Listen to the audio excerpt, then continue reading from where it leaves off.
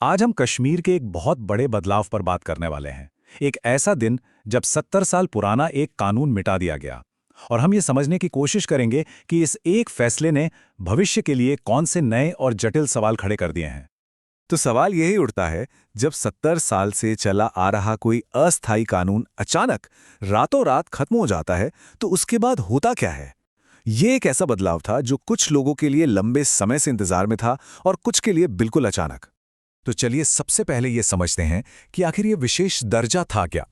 Hindu American foundation के विश्लेषण को देखें तो इसकी जड़ में थे दो आर्टिकल्स, 370 और 35 ए। तो आर्टिकल 370, जिसे हमेशा से एक टेम्पररी यानी अस्थायी प्रोविजन कहा गया, असल में था क्या? ये समझिए कि केंद्र और राज्य के बीच एक खास तरह का रिश्ता बनाता था। इसका सीधा सीधा मतलब ये था कि रक्षा, विदेश और संचार जैसे कुछ मामलों को छोड़कर भारत की संसद के ज्यादातर कानून कश्मीर में सीधे लागू नहीं हो सकते थे।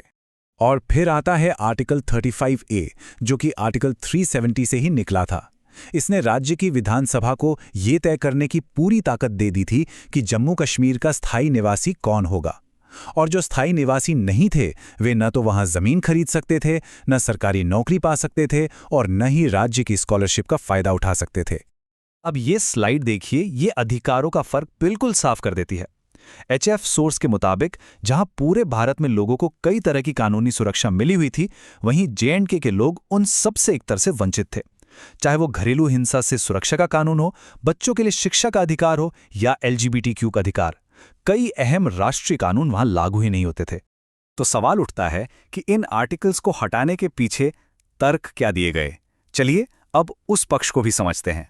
देखिए, सबसे बड़ा तर्क तो यही था कि जम्मू कश्मीर और लद्दाख के लोगों को वो सारे अधिकार और सुरक्षा मिलें जो देश के बाकी नागरिकों को मिलते हैं और जो पहले वहां लागू नहीं थे। घरेलू हिंसा से सुरक्षा से लेकर भ्रष्टाचार विरोधी कानूनों तक ये सभी अब वहां लागू हो गए हैं। और ये कोई एक तरफा फैसला नहीं था, इसे भारत की संसद में एक प्रॉपर डेमोक्रेटिक प्रोसेस से पास किया गया। आप देखिए, दोनों सदनों में यानी लोकसभा और राज्यसभा दोनों में से बड़ा मल्टी पार्टी सपोर्ट मिला।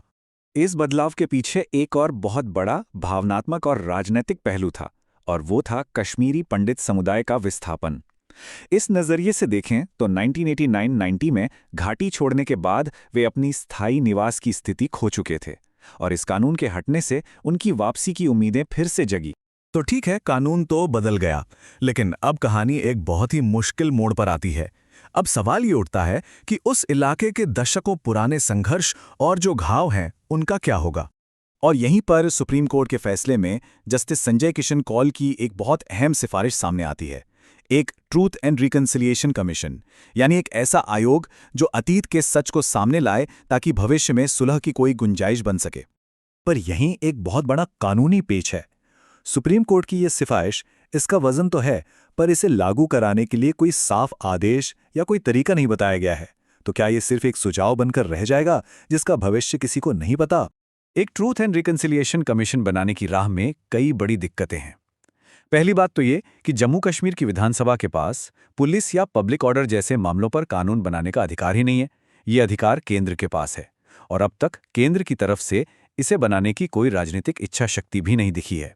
तो अब हम आते हैं सबसे मुश्किल सवाल पर कि क्या एक ऐसे समाज में जहां इतनी कड़वाहट हो, वहां सच की तलाश वाकई जख्मों को भर सकती है या फिर उन्हें और गहरा कर देगी? अगर हम इसकी तुलना दुनिया के सबसे कामयाब उदाहरण यानी साउथ अफ्रीका के ट्रूथ कमीशन से करें, तो कश्मीर की चुनौतियां और भी साफ हो जाती हैं। साउथ अफ्रीका में रंगभेद एक साफ अन्याय था, और आर्च बिशप टुटू जैसे लोग थे जिनका हर कोई सम्मान करता था। वहीं कश्मीर का संघर्ष कहीं ज्यादा पेचीदा है, जहां हर पक्ष की अपनी कहानी और अपना अपना सच है। साउथ अफ्रीका के ही जस्टिस एलबी सैक्स का ये कहना एक कामयाब टीएनआरसी की आत्मा को दिखाता है। ये सिर्फ कोई कानूनी प्रक्रिया नहीं है, बल्कि लोगों के दर्द को सुनने और उसे महसूस करने की एक मानवीय प्रक्रिया है, एक तरह की भावनात्मक रिहाई।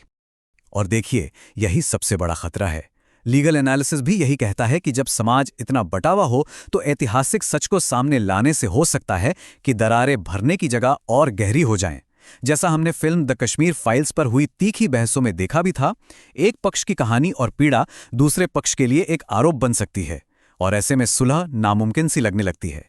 तो आखिर में हम इसी एक बड़े सवाल पर आकर रुक जाते हैं ये सवाल इस पूरी दुविधा का सार है।